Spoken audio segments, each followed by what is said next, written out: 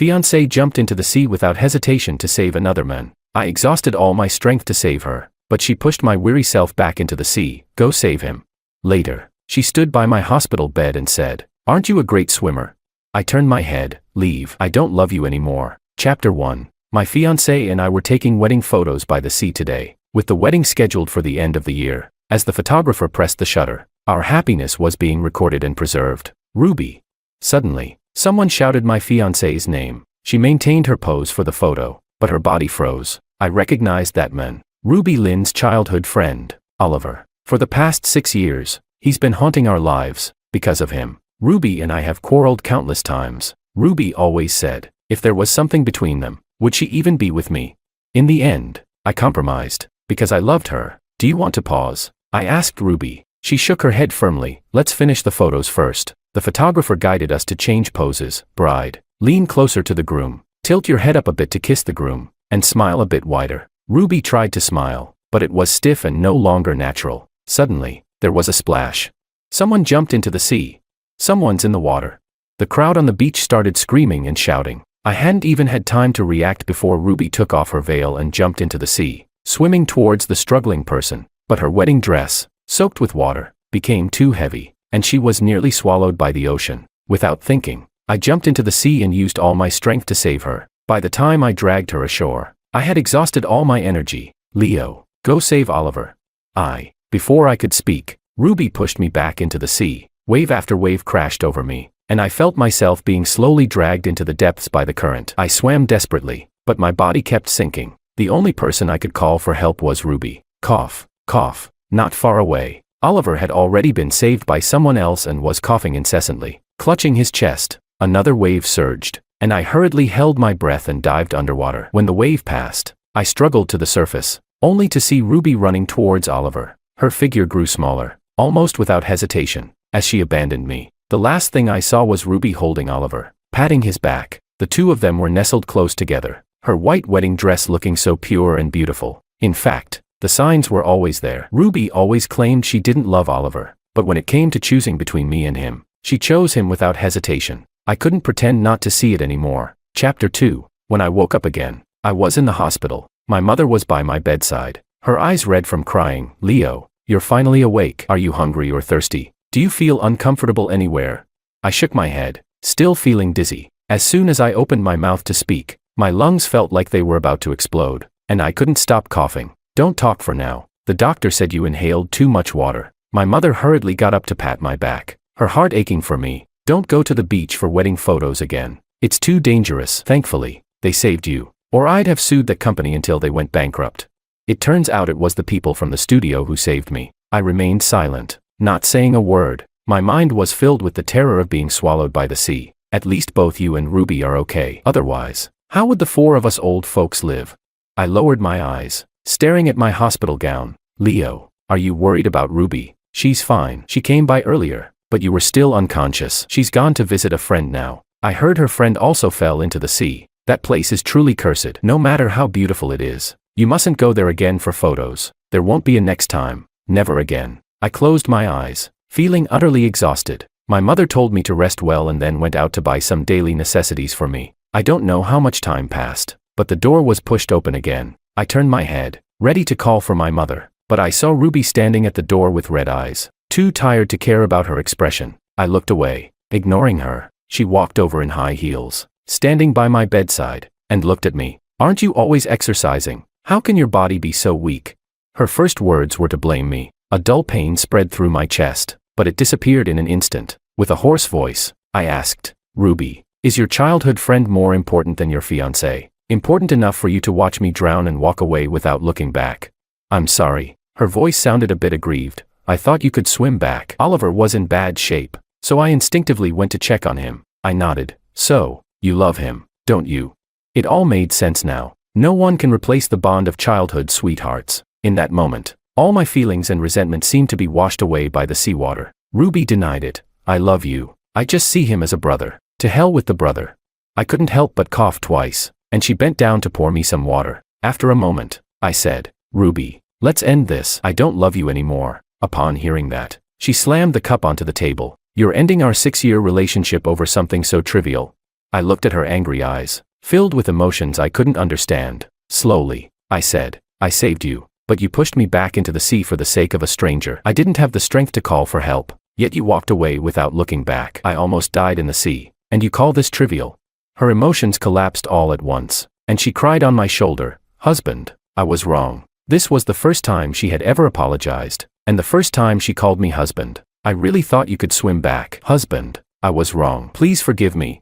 I pushed her away directly. You were wrong, but I won't forgive you. Ruby, we're over. You can leave now. She looked up, her face filled with shock. Then she raised her voice. Leo, I've already apologized and promised there won't be a next time. Why won't you let it go? I'd had enough. Don't you understand? I said we're over. Please leave. At this moment, the door was suddenly pushed open. Are you serious right now? Oliver barged in. Looking down at me with disdain, Ruby said she didn't mean it and even cried to apologize. What more do you want? I looked up at him and couldn't help but sneer. Perhaps my usual silence made him think I was weak. And who do you think you are to come here and criticize me? Oliver glared at me, disdainful. I've grown up with Ruby. She's like a sister to me. I can't stand seeing you bully her. I picked up the cup with some spilled water, took a sip, and smirked. If you're so protective of Ruby, why don't you marry her? If he really wanted to marry her, he would have done it long ago, instead of stringing Ruby along all these years. Oliver responded righteously. I see Ruby as a sister. The one she loves is you. I didn't know whether it was my words or Oliver's that caused Ruby's face to turn ashen, devoid of any color. I burst out laughing. You two really are like siblings. You just coughed a couple of times, and she was willing to abandon her fiancé's life for you. Oliver's fists clenched tightly. You're still alive, so stop making sarcastic remarks about Ruby. I threw the cup down. Get out, you pair of cheaters. If you don't leave, I won't be so polite. Ruby looked at me in disbelief. Do you really have to be so unreasonable? Unreasonable? I still vividly remember the helplessness of not being able to swim to the surface, the waves drowning me one after another, the suffocating and stabbing pain of seawater seeping into my lungs. That silent and desperate feeling is something I will never forget. I need to rest now. Please leave. Fine. You're the one kicking me out. Don't regret it later. Ruby stormed out, dragging Oliver along with her. Chapter 3. An hour later, my mom rushed back to the hospital room, and the first thing she did was touch my forehead. I frowned. Mom, what are you doing? She felt my head, then placed her hand on her own forehead, murmuring, the temperature is normal. Son, you haven't burned your brain, have you? You're breaking up with Ruby. Yes, you were supposed to get married at the end of the year. I don't love her anymore. My mom couldn't stay calm. You don't love her anymore. Yesterday you were happily taking wedding photos, and today you don't love her. Did you drink too much seawater and go crazy? Ruby and I met in our first year of college. It was love at first sight. We spent a happy college life together. After graduation, we met each other's parents, and 2 years later, our wedding was set for the end of the year. I thought I could be happy with Ruby forever until her childhood friend returned to the country. At first, Ruby described Oliver as a playboy. She even passionately told me they had dated once, but broke up because Oliver cheated, and she hated him for it. She said that if it weren't for growing up together, she would have blocked Oliver long ago. She promised she wouldn't contact him, but they often sang together, traveled together, played games together. She used to say she didn't like playing support roles in games because they lacked presence. She wanted to be the marksman, and I was to play the tank to protect her. But after Oliver returned, I was no longer her first choice for duo matches. She started playing Yao, clinging to Oliver every moment. Her instincts no longer prioritized me. When I was exhausted, she pushed me into the sea. When I cried for help, she turned away and left. My mom's face turned pale with anger after hearing this, and she immediately called my dad, telling him to arrange the cancellation of the engagement. We really misjudged her. The fiancé isn't even as good as a passing stranger. She almost killed my son. After she hung up, I asked, puzzled, wasn't it the studio staff who saved me? Mom doesn't know the exact details, but I've heard that you were swept far away. A young girl found you and struggled to carry you back to shore. She even performed CPR to save your life. It was too chaotic at the time, and no one got her contact information. Mom has already sent people to investigate. We must properly thank this benefactor. I nodded in agreement. The next morning, Uncle Lin and Aunt Lin came to the hospital in person. I heard that before they came to the hospital, they first visited my parents to apologize. They were furious, especially Uncle Lin. He almost hit Ruby. They say, Aunt Lin was seething with anger. Leo, I scolded Ruby harshly. She grew up with Oliver, so there's just a sibling bond between them. She made a mistake in a moment of panic, but she's always loved you. Uncle Lin, gritting his teeth, slapped his thigh. That brat Oliver. What was he doing following you two during your wedding photo shoot? Uncle hit him for you yesterday, and it won't happen again. Then Uncle Lin and Aunt Lin started scolding Oliver in front of me. Then, in front of me, they called Ruby. Where are you? Get to the hospital right now. On the other end of the phone, there was a loud wind, almost drowning out Ruby's voice. Leo wants to break up with me. Why should I go to the hospital? I'm not going. Uncle Lin was furious, shouting into the phone. Leo is just too angry. Get your ass to the hospital and apologize right now.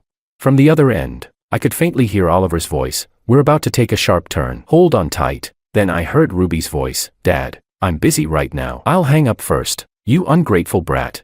Uncle Lin was so angry that he almost smashed the phone, but then he remembered I was still there, so he put it away and took a few deep breaths to calm down. When he turned back to me, his face was calm. Ruby is busy with work outside. She'll come by later to apologize in person. My mom stood up abruptly. Uncle Lin, Ruby is with that boy, isn't she? He even told her to hold on tight. If they're so close already, there's no need to trouble my son anymore. My son doesn't accept just anyone. Uncle Lin, exposed, was visibly embarrassed and glared at Aunt Lin. Look at the daughter you raised. Aunt Lin also felt wronged but tried to console me. Leo, you should focus on recovering. Your uncle and I will go get Ruby and bring her back to ask for your forgiveness.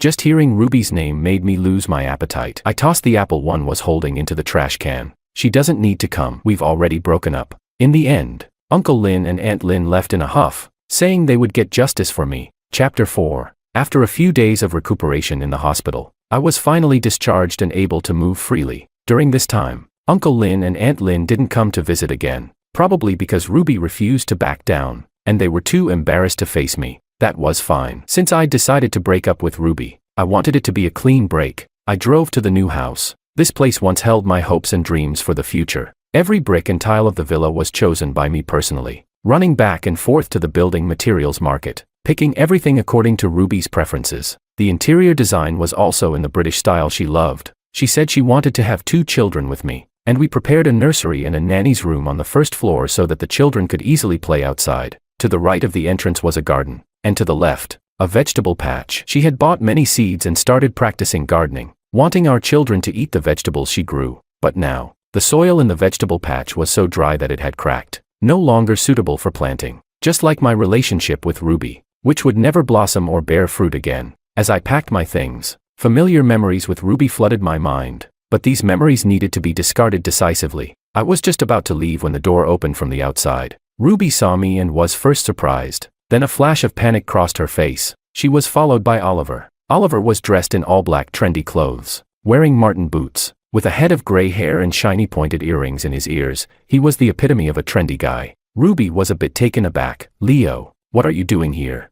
But then she smiled knowingly, seemingly convinced that I had come to seek forgiveness and was acting out of jealousy. Don't get the wrong idea. My car was in for maintenance, and Oliver just gave me a ride back. I looked past Ruby and focused on Oliver. He was indeed a very handsome guy. No wonder Ruby couldn't let go of him and was so entangled with him. Nice to see you again. I smiled at him. Oliver looked surprised, staring at me with a strange expression. Then, I raised my arm to block both of them and said calmly, Miss Lin, this is the house I prepared for our wedding. Now that we're apart, please take yourself and your friend out of here. Move all your things out by today. In 6 years of dating, I had never spoken so harshly to her, and I had never called her Miss Lin. Ruby was furious. Leo, what do you want? I told you it was just a ride. Do you have to be so sarcastic in front of Oliver? He was kind enough to give me a ride. And just because I'm with you, does that mean I can't have male friends?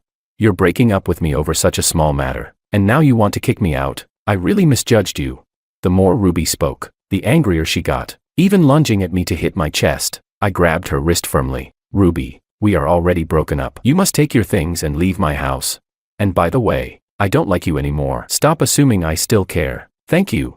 Ruby's eyes widened as she looked up at me, but there was no longer a trace of affection for her in my eyes. She was so angry. Fine, I don't like you anymore either. She turned and stood on tiptoe to kiss Oliver. Oliver responded by embracing her, and they immediately began kissing passionately. Were they trying to put on a show of a French kiss for me? Sorry, I'm not interested. Are you done? Do I need to call the police to report you for illegal trespassing? I actually pulled out my phone and started dialing the police. I didn't care how crazy Ruby acted, but as a daughter of the Lin family, she still had to consider her parents' reputation. She gritted her teeth in anger. Leo, you're ruthless. Who cares about your stupid house? Ruby, losing face, immediately called a moving company to have her things taken away. As she left, she threw out a harsh remark, "Don't come begging me later." I made a phone call in front of her. "I need to have the bed and sofa removed and the whole house disinfected." Her face instantly turned red and pale. Chapter 5. After pulling myself together, I returned to work. The first thing I did when I got to the office was ask my assistant to list my house for sale through a real estate agency. I hadn't been to the office in a while, and work had piled up. After handling everything, it was already 2 in the afternoon. I went downstairs to grab something to eat, only to be told that my favorite tomato beef brisket stew was sold out. I sighed. Suddenly, a steaming plate of beef brisket stew was placed in front of me. I looked up to see a girl smiling at me with a pair of cute tiger teeth showing. "Looks like you're all better now and out enjoying food again." I raised an eyebrow slightly. She winked playfully. "Next time I save someone, I'll make sure they're awake so they can recognize their savior." I quickly realized who she was and hurriedly said, "It was you who saved me." "Thank you. What do you want to eat? I'll treat you. How about something fancy, like sea cucumber and abalone, can I?" I answered sincerely, "Of course, but we'll have to change locations for that." "Sure, but not today. I'm going to be late for work." She casually took out her phone. "Add me on WeChat. And let's set another time for you to treat me to something nice. I was so exhausted dragging you back to shore that I ended up in the hospital for 3 days. I could use a good meal to make up for it." I agreed. "Sure." We exchanged WeChat contacts. "Savior, what's your name?" "Zoe." I saved her name in my phone. "I'm Leo." Zoe interrupted, showing me her phone, where she had already saved my contact. She smiled. "Senior, you're quite famous at the university in City A. So that's how it was." I smiled back at her. "So you're my junior, huh?" Zoe knew about me thanks to the once-envied relationship between Ruby and me that had been the talk of the entire university. I heard that our story was still circulating on campus, which is how Zoe, who was 3 years behind me, knew who I was. I asked Zoe about the day I almost drowned and learned that she had gone to the beach alone to clear her mind when she saw me struggling in the water. Despite being only 6 meters tall, she used all her strength to drag me ashore and was so exhausted that she spent 3 days in the hospital recovering. I felt guilty and wanted to make it up to her, but she refused, only agreeing to let me treat her to a meal. As we were both getting back to work, we parted ways. When I returned to the office, Ruby was already sitting inside. "Where have you been?" I thought. "Does it matter to you where I go?" From the moment I decided to end things, I let go completely. I blocked all contact with Ruby and hadn't reached out to her since. It might take some getting used to, but compared to my life, this discomfort was insignificant. And as for her, without the care and love I had given her for 6 years, what else could she do but cling to Oliver? But Oliver was a playboy, not someone who would give her promises and a future like I did. Ruby took a few steps closer, reaching out to take my hand but then pulling back. She looked at me with a hint of sadness in her eyes. "These past few days, I've been going to that hot pot place on East Street every day, eating the spicy pot." I nodded indifferently and walked past her to my desk. Just seeing her annoyed me. Her eyes gradually reddened. "Every time, I was overwhelmed by the spiciness." "You like spicy food, but you always accompanied me in eating mild Cantonese dishes." When the spiciness made me cry, I thought about how you must have felt that the food was tasteless and how unhappy you must have been. In our relationship, you were always the one accommodating me, so much so that I got used to you forgiving everything I did. Her expression was remorseful, yet she looked at me as if she wanted me to console her. "Leo, I realize now that I was wrong. I was starting to lose patience. We've already broken up. What's the point of saying this now?" Tears welled up in her eyes, and I was really out of patience. "I need to work. If you don't have anything else, please leave." "Leo." Her voice was full of sadness, and she finally broke down. "I really don't love Oliver. The one I love is you. I admit I was reckless because I thought you loved me so much, that you wouldn't leave me. So you think that after almost losing my life, I should continue to tolerate everything you do without question?" I interrupted her. She bit her lip and cried even harder. I completely lost my patience. "Ruby, stop dwelling on the past. It's all over, but I still love you. What do I have to do for you to forgive me?" she asked in a sorrowful tone. I slid my chair back a bit. "Just don't appear in front of me anymore." She rushed over and grabbed my hand. "Leo, don't say hurtful things that you don't mean. It'll only push us further apart. Is this woman crazy?" If I couldn't deal with her, I could at least avoid her. I practically ran out of the office and told security not to let Ruby into the company again. As soon as I got home, I received a message from Zoe. "Senior, I'm free on Saturday." I quickly replied, "Great, let's plan for Saturday." On Saturday morning, I went to pick up Zoe as planned. She came running over in casual clothes, a bit of sweat glistening on her forehead. "Senior, let's go." She smiled at me with her tiger teeth showing. "Don't run. What's the rush?" I grabbed a bottle of water from the trunk and handed it to her. "Senior, Girls prefer drinking bubble tea. I could hear a hint of playful teasing in her voice. Okay, I smiled. Let's go get some bubble tea. Thanks, senior. Zoe squinted as she smiled, making the day seem even brighter. I drove straight to the bubble tea shop. Before I could even ask her what she wanted, she had already gotten out of the car and ordered for herself. Then she turned to ask me, "Senior, what do you want?"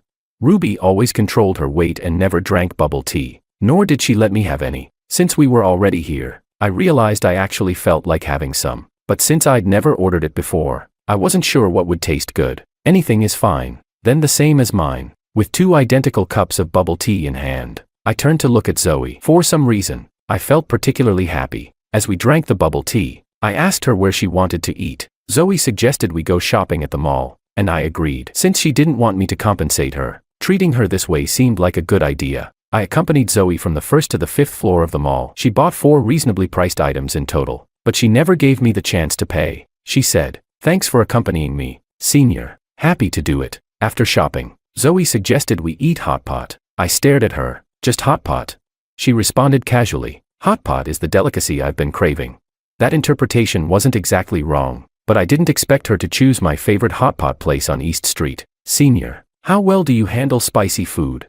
I used to love spicy food, but it's been a while since I've had any, so I'm not sure how well I can handle it now, I answered honestly. Like a little sparrow, Zoe chirped as she arranged our menu for the day. "Let's go with mild spice. We shouldn't order the extra spicy beef, or the broth will be too spicy." Mild spice should have been fine, but since I hadn't had spicy food in a long time, I was soon sweating profusely. Zoe quickly handed me a napkin. "Senior, let's switch to a lighter pot."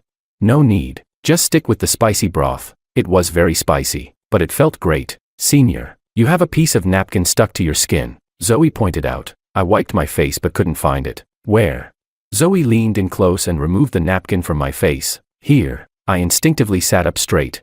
"Thanks, you're welcome." Zoe had just sat back down when a gust of wind suddenly swept past, lifting her hair. At the same time, someone rushed over and slapped Zoe hard across the face. It was Ruby. Chapter 6. "You bitch. How dare you seduce my fiancée?" Ruby's voice was filled with rage and malice. I frowned deeply and stepped in front of Zoe to shield her. "Ruby, you're crazy."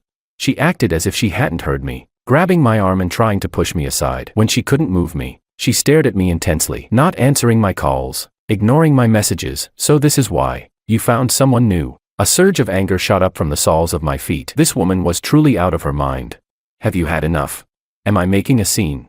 That one sentence seemed to hit a nerve. She pointed at my nose and yelled, "You're the one caught red-handed dating someone else." She was making such a commotion that the other diners in the hot pot restaurant started to look over, some even taking out their phones with interest. I didn't care for myself, but I couldn't let Zoe be wrongly accused. I spoke in a low voice. "Ruby, let me make it clear once again, we are done." Slap. Before I realized it, Zoe had stepped up beside me and slapped Ruby across the face. "This is for what you did." Ruby's fury exploded instantly, and she swung her fist at Zoe. I quickly stepped in to block Ruby and protect Zoe. From behind me, Zoe was still fuming, shouting, "You have the nerve to blame him when you're the one who wronged him first. You were messing around with another man while you were still with him, pushing him into the sea and nearly drowning him. What right do you have to stand here? I like Leo. So what? Your wedding was cancelled, and you're officially broken up. Why shouldn't I like such a great man now that he's single? Miss Lynn, don't be so greedy. Trying to have it all. Do you think you deserve it?" I never knew Zoe could be so sharp-tongued. Ruby's eyes welled up with tears, and she looked at me pitifully, hoping I would step in to defend her. Without a moment's hesitation, I grabbed Zoe's hand and walked out. "Zoe, let's get you to the hospital." "Leo, you." As we passed by Ruby, I saw her face filled with shock and a sadness she couldn't hide. She seemed to finally realize that she had lost me. I took Zoe to the hospital. The doctor said there was no broken skin and no major injury. We were sent on our way without even a prescription. I'm sorry. Sitting in the car, I felt guilty. Zoe shouldn't have had to endure any of this because of me. I already returned the favor. No loss. Besides, it was her who hit me, not you. Zoe smiled, a bright and cheerful smile. Back at the hot pot restaurant, she had said some things. I hesitated, unsure how to bring it up, but then she suddenly asked, "Senior, do you remember the pancake shop near the north gate of the university in City A? This girl, what is she thinking? Talking about this now? Of course, I'm still hungry, and I suddenly feel like eating pancakes. Out of guilt, I quickly agreed. Shall I take you there now?" "Sure." She smiled again. I wondered if the slap had affected her mentally. Why else would she be smiling so brightly after being hit? I took Zoe to the pancake stall in City A, and we both chose pancakes with shredded potatoes and eggs. As the freshly made pancakes steamed in front of us, Zoe's pleasant voice came through the mist. "Senior, do you know when I started liking potato pancakes?" I shook my head. 1 year, around New Year's. My grandmother was critically ill. My phone and wallet were stolen. I couldn't get a cab, and I had no money for food. When I asked my classmates for help, they all thought I was a scammer. When I was at my lowest, I overheard a couple arguing. The girl said she couldn't eat starch at night because it would make her gain weight. Then she walked away without looking back. The guy stood there, torn, not chasing after her. I saw his eyes redden, and he saw that I had been crying. He came over and asked if I wanted a potato pancake. I was so hungry I didn't have the luxury of choice, so I immediately said yes. I thought he was going to give me his girlfriend's unwanted pancake, but he bought me a new one. And when he found out I didn't have a phone, he helped me get a cab. Zoe's eyes were now entirely focused on me. I don't even really like potato pancakes, but from that day on, I loved them. This scene felt oddly familiar. The guy in Zoe's story sounded like me. I remembered a time when Ruby had thrown a fit over a pancake, and I had felt both wronged and angry, with no outlet for my frustration. Then I had seen a girl with a red nose from the cold wind and swollen eyes from crying, and I had felt a pang of sympathy. I confessed, honestly, I bought you a new pancake out of embarrassment. To save face, she looked at me with a beaming smile. That doesn't matter. What matters is that you helped me. And since then, I've seen you through rose-colored glasses. I was speechless. Senior, since we've met again and you're now single, can you give me a chance to pursue you? I almost choked on my pancake. Do girls these days really just say things like that so openly? My ears were burning a bit, and I felt like I was losing face, a grown man getting flustered over being flirted with. I replied seriously, as you can see, I haven't fully resolved my last relationship, so I can't give you an answer right now. She smiled playfully. That's okay. I'll queue up that way. I'll have priority when the time comes. Can it really work like that?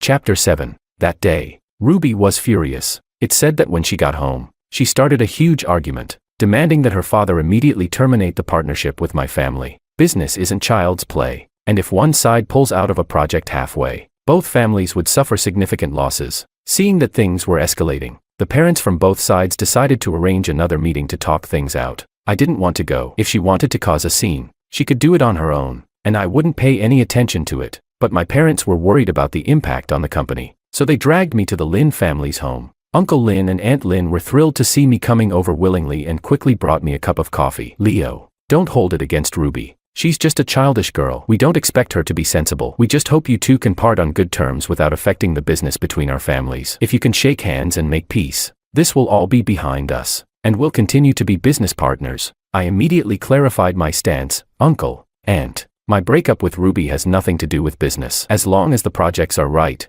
I don't mind continuing our cooperation. Both sets of parents turned to look at Ruby, who said nothing and just stared at me. I ignored her. Suddenly, Ruby let out a cold laugh. Leo, you let your new lover hit me, took her to the hospital, and left me behind. Are you happy?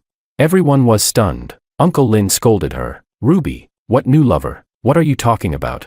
Leo had already cheated before we broke up. He watched as his new lover hit me and then abandoned me to take her to the hospital. Ruby's words were full of sarcasm. He cheated first, but he wants to pin all the blame on me. Leo, you're really not a man. I shot back with sarcasm of my own. We've already broken up. You can hug and cuddle with other men, but I can't have a new relationship. Ruby, enraged and humiliated, slammed her hand down on the table, her eyes red with anger. So you're still denying it, huh?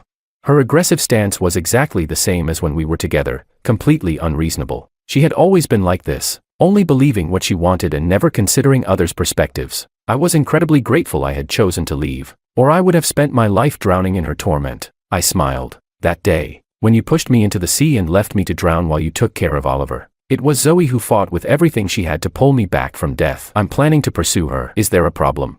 The Lin family was stunned. My parents were shocked too, probably not expecting me to have a new interest so soon. Ruby, consumed by anger, let out a bitter laugh and pointed at me viciously. So you finally admit it. Fine. Very well. You're right. I do love Oliver. You were just a substitute. I'm going to marry him soon. And from now on, we'll be strangers. After saying that, she rubbed her reddened eyes and turned around decisively, but her steps were slow. I knew she was waiting for me to stop her, so I called out, "Wait." Ruby immediately stopped, lifting her chin, her voice cold. What?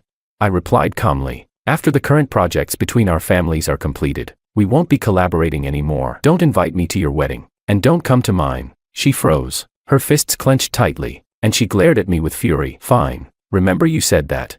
Ruby left, leaving behind 2 sets of bewildered parents. I rubbed my nose and excused myself as well. Without offering any further explanation, I went to the supermarket, bought a bunch of snacks and food, and headed to see Zoe. When she saw me, she was very surprised. "Senior, what are you doing here?"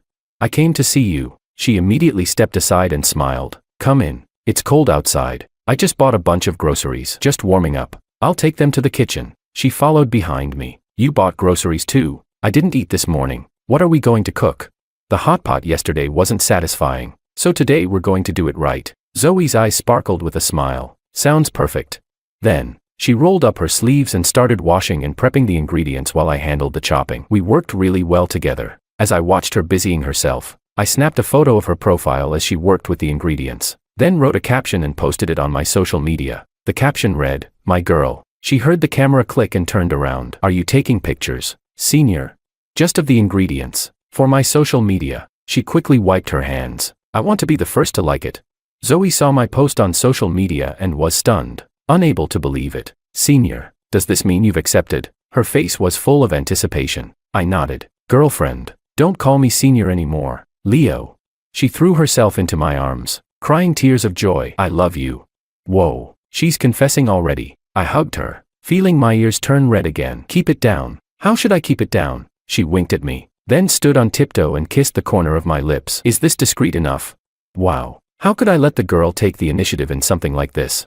I leaned in, lifted her up, and wrapped my arms around her waist, deepening the kiss. Chapter 8. After a satisfying meal at Zoe's place, I went back home. To my surprise, Ruby was standing at my door, looking forlorn like an abandoned wife. She stared at me intensely, her fists clenched, her entire body trembling with rage. "You're with Zoe now, and you even kissed her." I raised an eyebrow. "Does that have anything to do with you? Leo, do you really not love me anymore? Do you really hate me so much that you have to use another woman to hurt me?" I was utterly annoyed. "Ruby, stop showing off like a peacock. Not loving you doesn't mean I hate you. Can you just stop bothering me?" Ruby closed her eyes in despair, tears streaming down her face. "Fine. Remember the despair you're giving me. Don't regret it later." She ripped off the necklace I had given her when we got engaged, threw it to the ground, and stormed off in anger. She left completely heartbroken. That afternoon, I saw Ruby's post on social media, flaunting her marriage certificate. The caption read, "My him." So childish. Did she really think I would care or get upset about this? Without love, she had nothing left to rely on to act out. Even if she got married 10 times, I wouldn't give her a second glance. I promptly added her to my blocked list. The next day, my parents told me that the Lin family was in chaos. Right after Oliver and Ruby registered their marriage, he immediately went to a hotel with a young model. Aunt Lin was so furious that she ended up in the hospital. Uncle Lin wanted to cut all ties with Ruby. My mom asked if I wanted to visit the elderly Lin couple, but I refused. Not only did I refuse to visit, but I also decided to distance myself completely. That very day, I moved in with Zoe. Every day, Zoe and I went to work together, shopped for groceries after work, cooked dinner at home, and spent our vacations traveling. The days were simple, but life was peaceful and fulfilling. The next time I heard about Ruby was 3 months later. She had divorced Oliver. One night, she called me, crying, "Leo, I was wrong. I was really wrong. I shouldn't have married him out of spite. Please, come back. I'm begging you. Don't leave me." I interrupted her. "Who are you? Do I know you?" I hung up and blocked her again. A hand slid around my neck, and a playful voice asked, "Who was that?"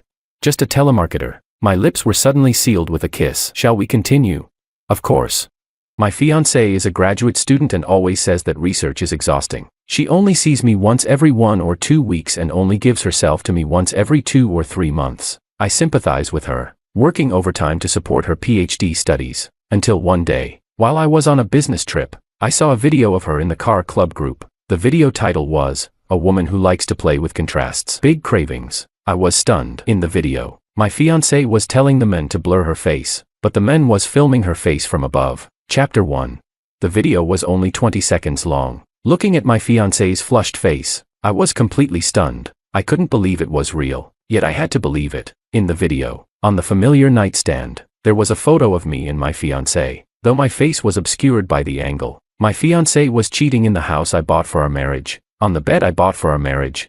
Once I came to my senses, I immediately recorded the video and saved the information from the car club group. Just after I finished, the video was retracted. In the days that followed, I muddled through until my business trip ended. This time, I didn't tell her I was coming back in advance. After returning to the city, I went straight to the house and dug out the hidden cameras in the bedroom. When I was renovating, I heard that workers might cut corners, so I installed a few cameras. Ironically, the workers were honest, but my fiancé was not. The cameras I bought had a power-off monitoring function, only recording of the process, but it was enough. 40 minutes.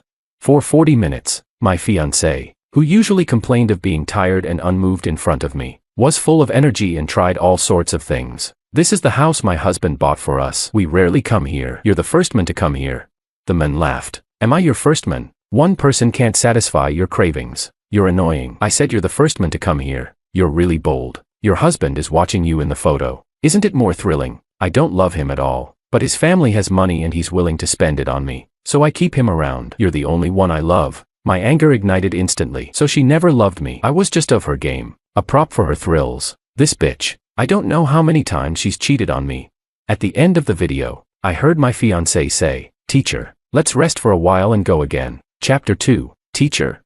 I don't really know much about my fiancé's social circle. I'm usually very busy, traveling for work, working overtime, making money, but she seems even busier than me. Every time I have a break and schedule a date, she comes and goes in a hurry. She tells me she wants to produce more research results, get her PhD, and make more money to support me in the future. I believed her, deeply moved, even blaming myself for not being hardworking enough, thinking I was causing her suffering. I didn't realize she didn't love me at all. She only stayed with me because I was willing to spend money on her. It seems I was just a tool for her, kept around when useful and discarded when not. I sat in the room, staring blankly at everything around me, because my fiancé didn't want a second-hand house. I bought a new one in full, because my fiancé didn't like the developer's decor. I paid for a complete renovation, because my fiancé wanted a sense of security. I agreed to add her name to the property deed, because I loved her deeply. I agreed to all her conditions one by one. I didn't expect that not only did she not love me, but she also brought other men into our home. This home I painstakingly prepared for our happiness. Suddenly, I felt disgusted by everything in the house. I picked up our photo, shouting at her in the picture, "Willow Sue, why are you doing this to me? Why?" The more I shouted, the crazier I became, with many thoughts of killing flashing through my mind. Looking at her cold face in the photo, recalling her appearance in the video, my thoughts of killing grew stronger. I wanted to skin them, dismember them, and scatter their ashes, until I threw down the photo and rushed out of the room. The cold wind outside suddenly cleared my mind. There's no need to end up in jail for such a person. I want to get back at her, not kill her. Chapter 3. I captured a screenshot of the man's face accidentally revealed in the video and then searched on my fiancé's school's official website. After a few hours of searching, I found the man. It turns out this man is not only a teacher at the school but also a member of the school's basketball association. On the website, there was a group photo from an award ceremony, which included this man and my fiancé. It seems my fiancé wasn't just focused on research. If it weren't for this photo, I wouldn't have known she could play basketball. I took a screenshot of the man's award photo and posted it on the school forum. Wow, this teacher is so handsome. Can anyone tell me which faculty he's from? In half a day, I found out this man's name is Ken Wong, a teacher in the foreign languages department, unmarried. Many comments on the post said, "Junior, liking him is a disaster. You'll have to wait in line and get hurt." As more comments poured in, I gradually learned more about Ken. It turns out Ken is a prominent figure at the school, skilled in basketball, leading the school team to many victories, and many female students have been infatuated with him. This scumbag, pretending to be a respectable teacher, but in reality, accepting all comers, using the guise of love to mess with many female students. I registered a new account, pretending to be a female student he deceived, and accused him of secretly filming videos. Soon, the post went viral. Many comments followed, with everyone eagerly gossiping. Gradually, other victims also came forward, accusing Ken of being a master of time management, seamlessly juggling girlfriends, and denying everything after using them. Some enthusiastic individuals even edited the post into a video and posted it on social media. For a while, the online discussions were intense, and Ken's personal information was dug out. Ken nearly went crazy when he found out. He sent a private message to my account, "Who the hell are you? What do you want? I'll sue you for defamation." I laughed and replied, "You are the one a woman who likes to play with contrasts. You trash." "Willow, is that you? Did you see it? Where did you see it? You bastard. I told you to blur my face, and you didn't. You scum." After cursing him out, I deleted the account. Now, with everyone spreading the gossip, I don't need to push it further. Ken, you want to sue me? I'll let you and that cheating fiancé of mine tear each other up first. Chapter 4. The next day, I called my fiancée, telling her I was back and that I missed her, inviting her out for dinner. On the phone, she sounded irritated, constantly brushing me off. I've been so busy lately, exhausted. Let's meet another day. I guessed Ken must have given her some trouble, but this only made me more eager to see her in person. To assess the situation, I had no choice but to use my trump card, baby. My dad told me that the demolition compensation from our hometown came through. He wants me to discuss with you how to spend it. This tactic worked like a charm. Willow's tone instantly brightened. The compensation finally came through. We should celebrate. Let's have dinner at Ujishi Cuisine tonight. This woman is ruthless. That place costs over $3,000 per person. The compensation was real. My parents bought land in our hometown's capital years ago to build a factory. As the city expanded, the suburban factory became of the new urban development area. Although our factory was included in the demolition and relocation plan years ago, the compensation was delayed until now, totaling $34 million. Willow knew about this. She had asked me indirectly about it several times when the compensation was delayed. She probably agreed to marry me because of this money. In the evening, I met my fiancée. She usually showed up barefaced and simply dressed, but this time she came heavily made up and carefully dressed. She was more beautiful than before, but I only found her repulsive. Looking closely, I could see a faint bruise on her cheekbone. Ken had hit her. Feigning enthusiasm, I rushed over, deliberately squeezing her cheeks hard with both hands. Baby, I missed you so much. You're so beautiful. She grimaced in pain, quickly prying my hands away. Oh, you're messing up my makeup. How could I mess up your makeup? I deliberately pinched her face a few more times. She hissed in pain, and I felt a dark satisfaction. While the bruises could be covered with foundation, the pain could not be hidden. I guessed Willow had at least received 2 slaps from Ken. How much was the demolition compensation? How much will your dad give you? My fiancé got straight to the point. My dad didn't tell me the exact amount, but they said everything would be to your satisfaction. You know how much my parents love you as their daughter-in-law. I painted a big picture for her. And my parents too. You have to satisfy them, or they won't feel comfortable letting me marry you. And don't forget my sister. Don't worry. I'll make sure your whole family is satisfied. You go back and discuss it with them. See what their demands are. I patted my chest,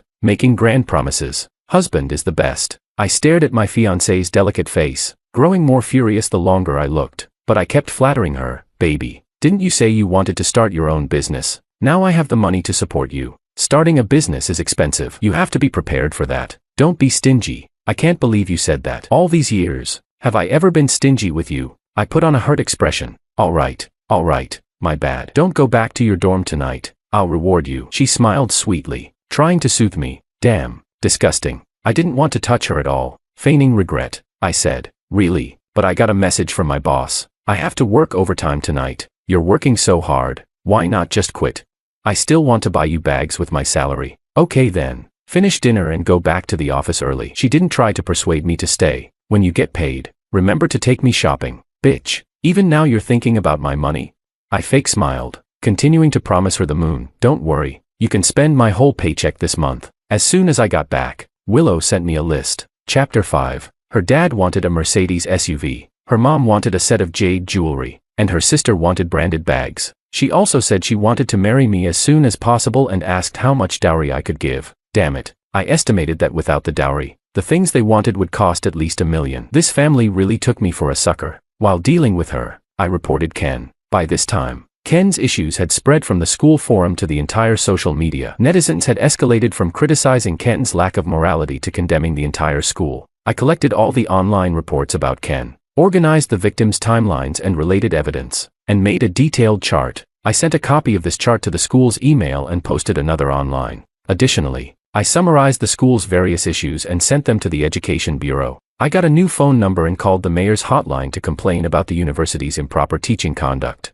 condoning teachers to deceive and secretly film female students, and spreading videos. I also told them that detailed information was sent to the Education Bureau's email. Soon, both the mayor's hotline and the Education Bureau replied that they would thoroughly investigate the matter. That's it. With online public opinion raging and offline reports, Ken was suspended. I had someone keeping an eye on him. As soon as I got the news, I quickly took a cab to the school. The timing was perfect. I saw him just as he was leaving the school. Ken was driving out of the school gate when the person I arranged blocked him. The young guy, posing as a college student, rode a bike straight into Ken's car. In a bad mood, Ken got out of the car and yelled, "Are you blind? Can you afford to pay for hitting my car?"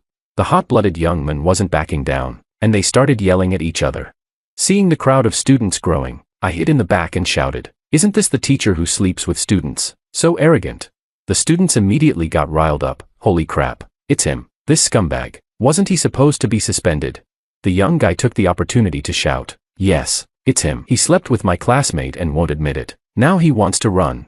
With a leader, the crowd of students boiled over, all criticizing and cursing Ken, who still defiantly yelled back. Then someone shouted, "Beat him up," and the young guy rushed forward. Ken, being tall, punched the young man in the chest, who then fell to the ground, screaming, "The pervert teacher hit me."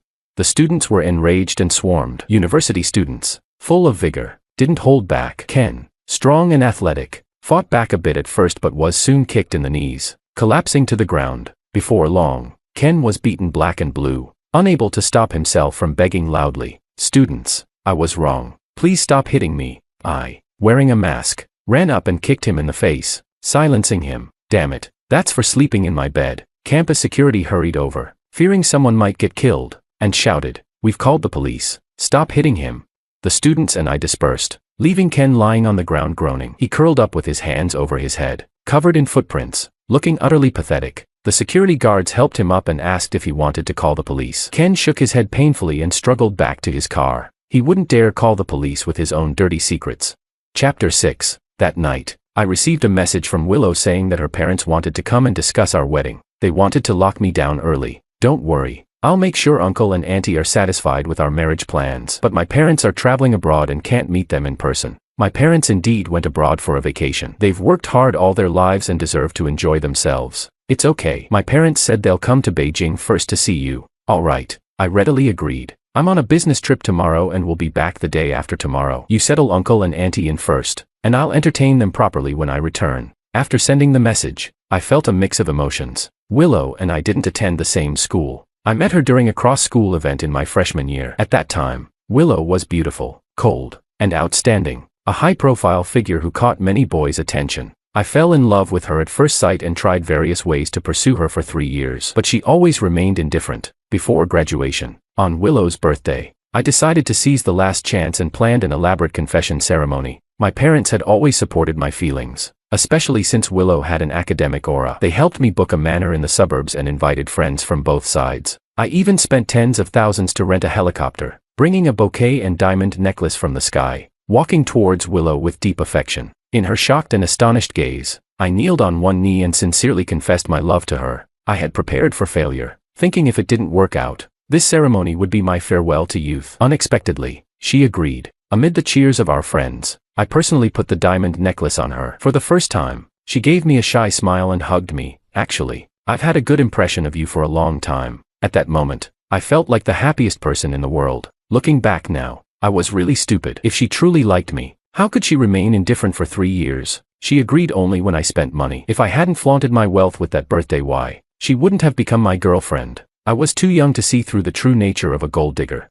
After graduating from college, she got into a graduate program in Beijing. For her, I gave up returning to my family business and found a job in Beijing. It was then that I took her home to meet my parents. Being their only son, my parents doted on me and never opposed me dating. Seeing Willow, who was beautiful, well-mannered, and highly educated, they were very pleased. Willow then took me to her hometown, a small county in the north. Her parents were very satisfied when they saw the carload of gifts I brought. Later, our parents met, and we got engaged. All her expenses for graduate school naturally fell on me. My parents, loving their son, and with our good financial situation, coupled with Willow's ability to act obediently in front of them, made sure to spare no expense for my future. Otherwise, how could I afford to buy a house in Beijing with my salary alone? Unfortunately, I let my parents down. The daughter-in-law I found for them turned out to be a harmful fraud. Now, looking back, there were signs all along. I was just blinded by love. Thinking about it, I felt an increasing hatred. Willow, you could have rejected me, but I will never forgive you for using and deceiving me like this. Chapter 7. To continue with my plan for revenge, I patiently entertained her family. I didn't buy anything on Willow's list, using the excuse that there wasn't enough time and that we'd include everything with the dowry at the wedding. She probably didn't want to push me too hard either, so she didn't say much. After 2 glasses of premium wine, Willow's dad got tipsy and pointed at me, saying, "Jorge, We're very happy that you have this intention. My daughter has been cherished all her life, never had to suffer. She's also very ambitious, a graduate student from a prestigious university. Marrying her means your future children can also go to prestigious universities. I nodded repeatedly, hinting at my words. Uncle, you're absolutely right. Willow is indeed smart and ambitious. You wouldn't think she's so capable just by looking at her. Let me toast to you again. Her mom then asked, without meeting your parents. I don't know what your family thinks. Although things are modern now, the dowry is still a matter of face. Jorge, can you make the decision? Auntie, no problem. My parents said that the family money will be mine sooner or later. Such a big event as marriage, I can decide as I please. Taking advantage of the alcohol, I prepared to paint a grand picture. Her mom continued, my daughter is so beautiful and excellent, and she will be a doctoral student from a prestigious university in the future. This is not an average family's daughter-in-law, don't you think? Her dad and I have raised her with great care for so many years. It's really hard to let go of her suddenly. Do you understand? Auntie, say no more. I understand very well. My family is prepared to offer a dowry of 1 million. Auntie, what do you think? The dinner table fell silent, with my fiancée's family staring at me. Her dad was so excited that he spilled his wine. How much? Both her parents were just regular workers. Willow once said their lifetime savings were only about 300,000. 1 million was astronomical to them. 1 million dowry. Uncle, this should surely give you face back home. Right, I said firmly. Her dad's eyes widened instantly. Definitely. Willow obviously didn't expect me to be so generous. Her eyes were glowing as she grabbed my hand. Honey, are you sure you're not drunk? Will your parents agree to this much money? I subtly avoided her closeness and waved grandly. Don't worry. My parents' money is my money. I chased you for so many years to make you happy. My parents bought an 8 million house. They won't care about this dowry. Willow's face almost split with joy. I knew you were a man with potential. Honey, you're the best. Dad, Mom, did I choose the right person? Yes. Her parents nodded quickly. We knew from the first sight that Jorge is a good kid. Reliable. Brother-in-law, where's my bag? Her sister interjected. Don't worry, your brother-in-law will buy it for you. I'll take you to choose one later. Agreeing doesn't cost anything. Thank you, brother-in-law, her sister said sweetly. Looking at the joyful family, I sneered inwardly. I'm putting you on a pedestal now, but will you still be able to laugh when I bring you crashing down? You're not young either. Look at your sister. You should find a capable husband like your brother-in-law. I heard her parents whisper to her sister. Her sister glanced at Willow with blatant jealousy. Willow leaned in and whispered in my ear. Honey, let's sleep in the wedding house tonight. Looking at her flushed face, I suddenly felt disgusted. Not wanting to refuse directly, I smiled and agreed. Later, I deliberately challenged her dad to a drinking contest until we both vomited. Under her mother's direction, Willow came to help me, but as I expected, she threw me into the hotel room with a look of disgust and left. Chapter 8. I was woken up by a call from the hotel phone. Groggy, I picked up the phone, and Sandra's crisp voice came through. Brother-in-law, are you up yet? When are you taking me to buy the bag? I woke up completely and had an idea. Wait a moment, I'll wash up and then take you. Okay, I'll come over to your room. Shortly after, there was a knock on my door. As soon as I opened the door, Sandra, with a face full of innocence, threw herself into my arms. Brother-in-law. She was dressed up today, wearing a tight, short camisole dress that highlighted her curves and made her long, snow-white legs stand out. Before I could push her away, she linked her arm through mine with a naive look. Brother-in-law, did you just wake up? Should I get you some breakfast? Or should we eat together later? I knew very well why she was being so attentive. This Sioux family really produces bad seeds. Each daughter more shameless and money-minded than the other. Sandra, 3 years younger than Willow, was also very pretty but not as academically inclined. She graduated from a vocational school and worked as a cashier back in their hometown. But when it comes to sweet talking, she was way ahead of Willow. As I was washing up, she kept chattering beside me. Brother-in-law, it's so annoying. Last night my parents kept comparing me to my sister. I just broke up, and you and my sister are getting married, and you have so much money. How will I ever find a boyfriend? Brother-in-law, can you introduce me to someone? I may not be as educated, but I think I'm prettier than my sister. Brother-in-law, am I prettier than my sister? Hearing her ask that, I turned around and said, you're much more lively than your sister, bright and cute. Sandra giggled coquettishly, exuding youthful energy and vitality. When did your sister leave? I asked knowingly.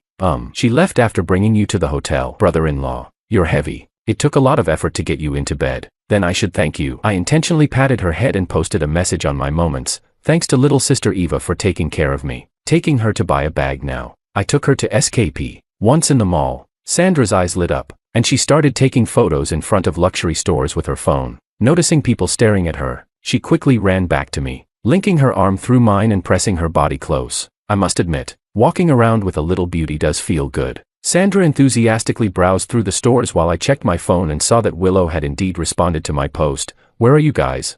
She couldn't contain herself. I smiled and ignored her. Refreshing again. I saw Sandra had posted a collage of 9 photos. The caption read, "Shopping with the best brother-in-law in the world. He's more charming than the bags." She added a string of little hearts at the end. The photos included store shots, selfies, and a picture of her linking arms with me, with the location tagged. Sandra was quick. In such a short time, she had taken so many photos. A true ally. Before long, Willow called, "What are you doing with my sister?"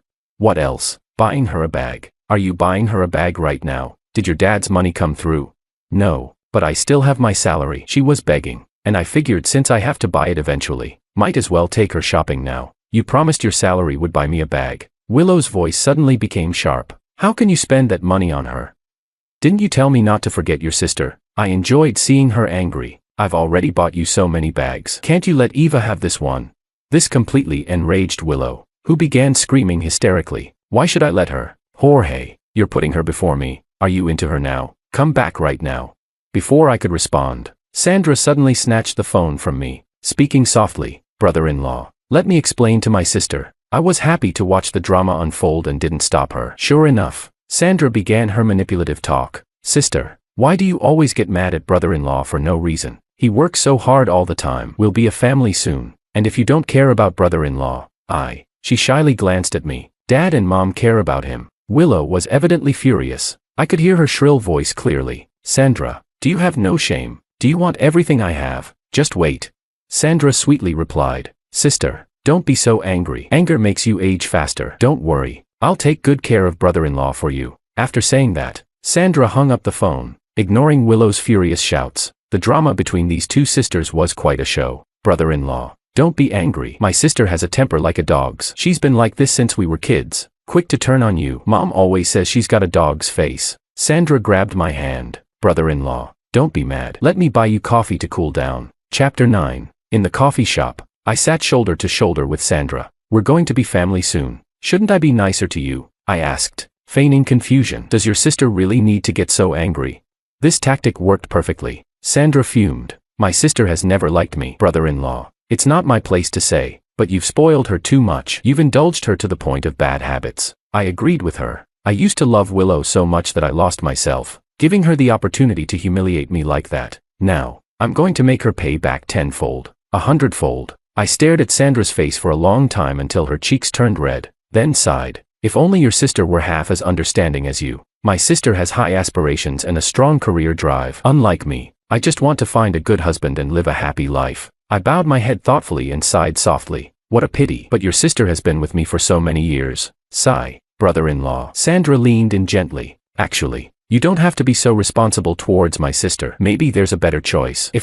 Before she could finish, she screamed as someone yanked her by the hair and pulled her aside. Willow had arrived. With 2 crisp slaps, Willow struck her twice. "How dare you hit me?" Sandra screamed, clawing at Willow's face wildly. Unfortunately, she didn't have the height advantage and could only bite down hard on Willow's shoulder. The two sisters started fighting fiercely. I watched from the side, gasping. These sisters were ruthless, using deadly moves. Sandra finally broke free from her sister's hold and kicked Willow hard in the stomach. Willow doubled over in pain, giving Sandra the opportunity to grab her hair and throw her to the ground. She then straddled her sister and slapped her face repeatedly. I made a half-hearted attempt to intervene. Noticing people around taking out their phones to record, I quickly put on a mask and left the coffee shop. I didn't want to end up on trending searches with these lunatics. Standing outside, I watched them fight like cats and dogs, quietly took out my phone, and deleted my WeChat Moments post with the coffee shop location. Then, I took a cab back to the hotel. Chapter 10. Back at the hotel, I received a call from Willow, demanding,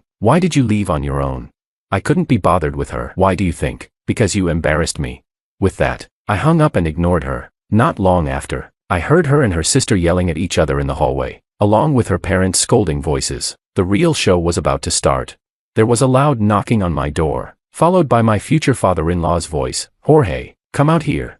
I opened the door, and the entire family barged in. Her father, seething with anger, asked, "Jorge, what's going on?"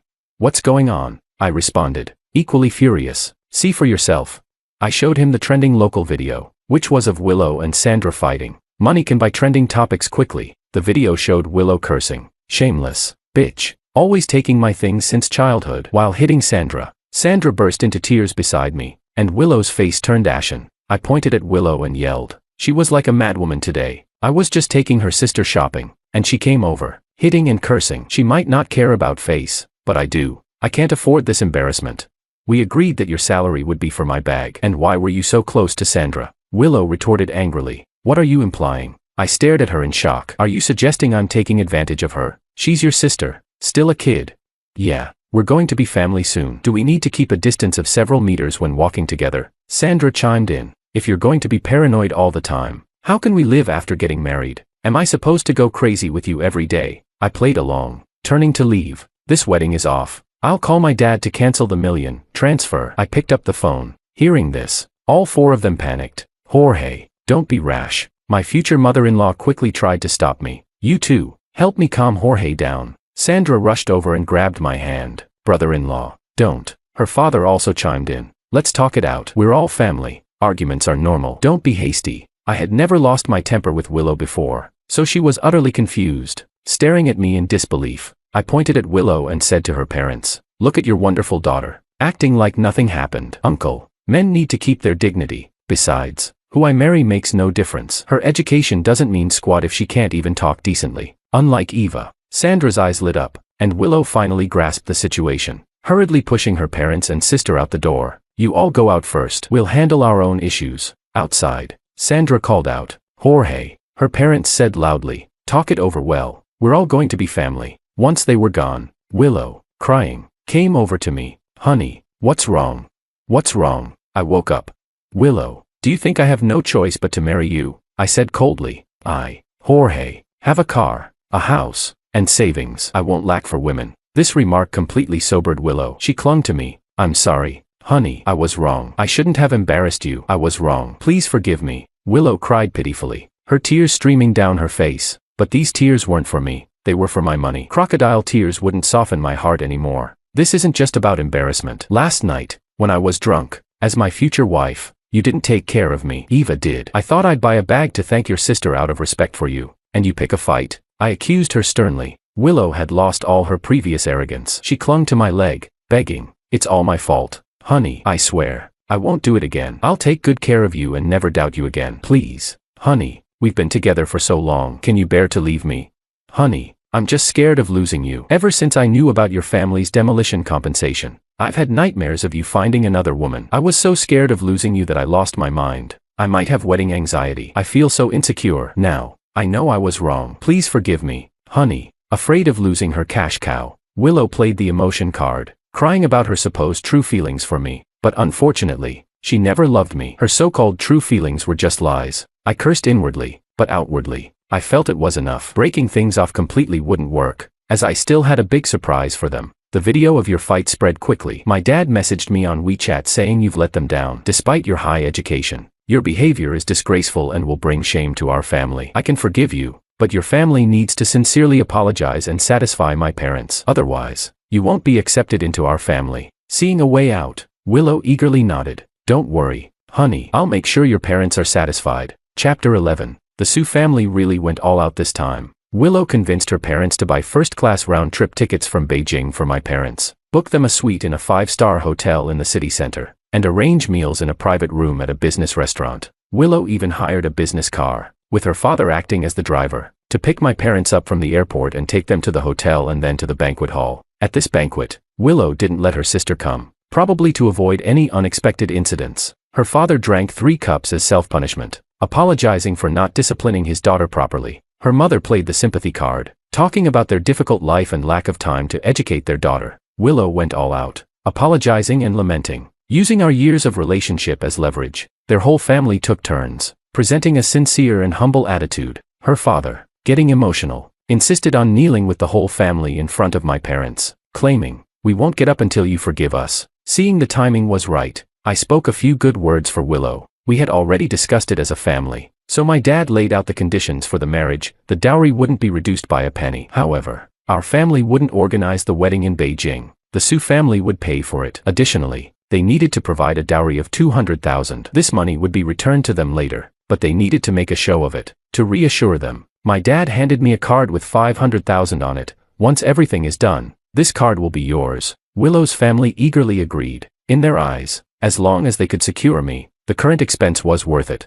My parents stayed in Beijing for a few days before heading back, saying they'd return for the wedding. I told Willow to prepare the wedding well, to make me proud, and show everyone I had found the best wife. Then I used a business trip as an excuse, leaving all the wedding preparations to Willow. However, I hired 3 private detectives at a high cost to monitor Willow 24/7. With so many trending topics online, Ken's incident had died down, and I needed to deliver a fatal blow. The 3 detectives were very diligent, sending me photos or videos they took every day. In the 20 days I pretended to be on a business trip, Willow met Ken 4 times. These adulterous scumbags had truly forgotten their lesson. So next time, I'll leave you with wounds that won't heal. Chapter 12. Because we said the wedding expenses would be reimbursed, the Su family spared no effort in organizing the wedding. Willow booked a banquet hall that could accommodate 100 people and hired a top wedding planning company to decorate the entire hall with exquisite luxury. Using my business trip as an excuse, I neither contributed money nor effort, and even postponed the wedding photos until after the wedding. As compensation, I bought Willow a well-known bridal gown for her to keep as a memento. To prepare for this wedding, Willow maxed out her credit cards,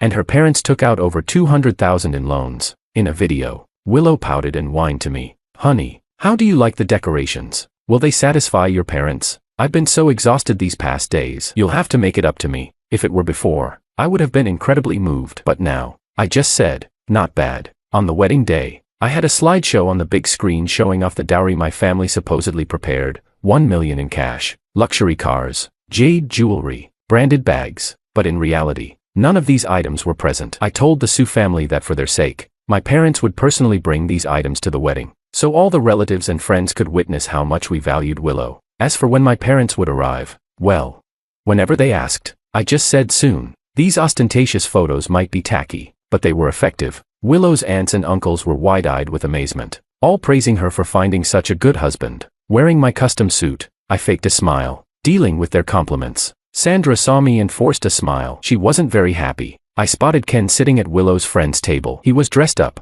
smiling and chatting with friends. Willow had some nerve. Wasn't she afraid I'd catch on to their affair? Or perhaps she found it more thrilling to have her lover watch as she married her husband. Hey, I'll give you something even more thrilling. Since we were having another wedding in my hometown, only a dozen or so of my relatives and friends were present. But actually, these people were actors I hired. Willow originally only wanted to spend my money, so she never met my relatives. Willow's dad came over and asked, "Where are your parents? Why aren't they here yet?" My dad said they're on their way but got delayed by a temporary roadblock. They'll be here soon. Oh, they should have come earlier. Don't want to miss the auspicious time. Don't worry, Uncle, there's still time, I reassured him. I looked around and saw that everyone who needed to be here was present. It was time to execute my plan. I took Willow to the stage, grabbed the microphone, and said, "Dear friends and family, thank you all for coming to celebrate our wedding. To show my gratitude, I've prepared a little game. Among all our guests, we'll draw one lucky person to receive a 200-gram gold bar with the word fortune engraved on it. I hope to share our good luck with everyone." The Su relatives were ecstatic. No one expected a chance to win a gold bar at the wedding. Willow's family beamed with pride. The more generous I appeared, the prouder they felt. The game was simple. Each seat had a number, and Willow would draw a number from the box. Whoever held that number would win. Willow cheerfully drew a number from the box. Number 48. Who's number 48? I chimed in. Who's number 48? Please come up to claim your prize. In fact, after seeing Ken's seat number, the box was filled with slips all marked 48. Ken stood up, looking puzzled, and I urged him to come to the stage. Seeing that the winner was Ken, a flicker of panic crossed Willow's face, but she quickly composed herself. "Oh, it's Mr. Wang. Come on up." Amid the cheers, Ken came up to the stage. At this point, the MC tried to take over, but I waved him off. I went through the formalities of asking Ken to introduce himself, then presented him with the gold bar in a transparent box. Ken's grin nearly reached his ears as he looked at the shiny gold bar. "Mr. Wang, I have a special request. Could you say a few words of blessing for us?" I handed the microphone to Ken and whispered to Willow, "I have a surprise for you coming up." Chapter 13. Willow probably thought I was going to give her something even more valuable than the gold bar. She looked at me excitedly. I smiled and walked off the stage, signaling the staff to start playing the video I had given them earlier. At first, it was a typical love story montage, moments from my relationship with Willow. edited with music, were being played. It was my final farewell to the sincere love I had given. With the sound of glass shattering, the screen switched to an obscene scene. The big screen displayed a video of Willow and Ken having an affair. In the video, they were naked, energetically indulging in each other. You've got guts. Doing this with your husband watching. Isn't it more exciting this way? I don't love him at all, but his family has money and spends it on me, so I keep him. You're the only one I love. Their breathless, disgusting conversation played clearly, echoing throughout the hall. The hall erupted instantly. The adulterous couple stood dumbfounded on stage, still processing what was happening when Willow's dad charged up and kicked them both to the ground. You idiot. Shameless scum. You've disgraced us. Willow's mom screamed. Turn it off. Turn it off. Willow's dad snapped back to reality and rushed toward me, only to be blocked by my fake relatives. I shouted from behind the crowd. Your daughter's lover is trying to run off with the gold bar. He turned and saw Ken trying to flee with the gold bar box. With a roar, he charged at Ken. Fueled by rage, he tackled Ken to the ground. Ken tried to fight back, but Sue's relatives swarmed him, delivering a beating. Some did it out of anger. Others wanted to grab the gold bar amid the chaos. Willow cried as she tried to protect him. Stop it, everyone. Stop. Such deep affection. Too bad Ken wanted to shift the blame, screaming while running away. It's all Willow's fault. She seduced me. She said one man wasn't enough for her. It's your fault for not raising her properly. Why are you hitting me? Willow froze for a moment before screaming and joining the fight against him. Ken, you're shameless. How dare you lie? You filmed me secretly. I'll sue you. It was spectacular. Who needs action movies when you have this real-life drama? Amidst the chaos, someone accidentally kicked Ken in his groin, causing him to scream in agony. His scream was music to my ears. Satisfied with the show, I slipped away under the cover of my fake relatives. Willow somehow chased after me, banging on the car window and shouting, Jorge, why are you doing this to me? Looking at her tattered wedding dress and bruised face, I laughed heartily. You bitch, this is your karma for trampling on love. The car sped away, leaving Willow collapsed on the ground, wailing. Her figure grew smaller and smaller, eventually disappearing from my world entirely. Chapter 14. Later, I heard from the actors I hired that Ken ended up in the hospital with fractures and internal bleeding. He was unlikely to have children ever again. With such a serious incident, Willow's dad and several relatives were taken by the police for investigation. They were eventually charged with intentional injury and sent to prison. The hotel also demanded compensation for damages from Willow, an astronomical amount for the Sue family. Given the spread of this incident, Willow was socially dead. According to her school's announcement, she had been expelled. Serves her right. I rented out the wedding house through an agency, resigned from my job, and went on a tour around the country. During this time, Willow's mom shamelessly called me, crying and begging for mercy, asking me to help pay off their debts they had spent on the wedding, paid for the hotel damages, compensated Ken, and after selling their house, they were still tens of thousands in debt. Go find Ken. Didn't Willow only love him? Besides, I left you the expensive wedding dress and gold bar as compensation, I replied. She was stunned for a moment, then started cursing and crying. Jorge, you're inhuman. You tricked us with fake stuff. I had it checked, and it's worthless. I laughed heartily. Yes, worthless fake goods for a gold-digging liar. Isn't that a perfect match?